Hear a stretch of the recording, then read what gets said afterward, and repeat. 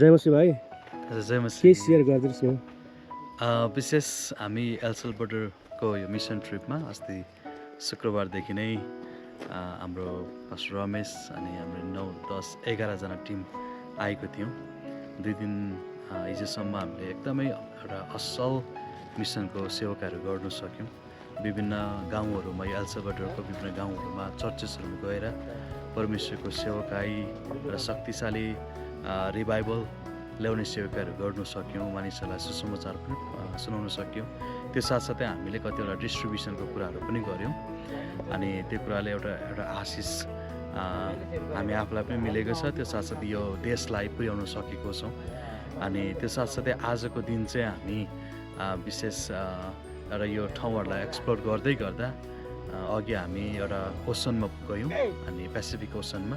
अनि त्यो ओसनमा जाँदै गर्दा परमेश्वरले एउटा अचम्म तरिकाले त्यो ओसनको छेउको परिवारलाई कनेक्ट गराउनु भयो, जसलाई चाहिँ हामीले सुसमाचार सुनाउन सक्यौँ अनि आत्मा पनि बचाउन सक्यौँ।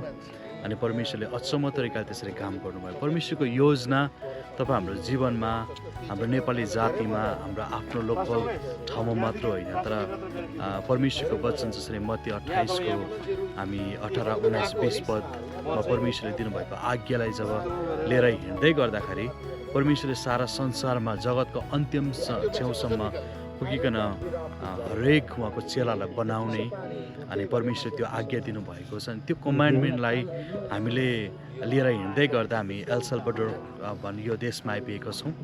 अनि परमेश्वरले एउटा असल मिसनको कामलाई समाप्त गर्न दिनुभएको छ। अनि हामी विश्वास गरिकन फेरि पनि प्रार्थना साथ नेक्स्ट टाइमको लागि अझै हाम्रो क्रिस्चियन हाम्रो अरू पनि जति इन्ट्रेस्टेड हुनुहुन्छ मिसनको लागि फेरि पनि आउने हामीले त्यो एउटा प्रतिज्ञा अनि त्यो प्रार्थना गरिराखेको छौँ।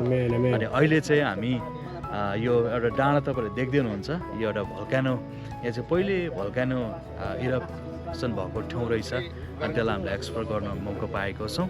परमेश्वरलाई महिमा भएको छ। उहाँको सृष्टिलाई पनि हामीले देख्ने अवसर पाएको छौँ। कतिचोटि हामी आफ्नो ठाउँमा बस्दै गर्दा बाहिर के हुँदैछ भन्ने कुरालाई हामी देख्दैनौँ, तर जब निस्किँदै गर्दा चाहिँ परमेश्वरको अचम्मको सृष्टि, यो सारा संसारभरि कस्तो सृष्टि गर्नुभएको छ भन्ने कुरालाई पनि हामीले त्यो कुरालाई देख्ने अवसर पाएका छौँ।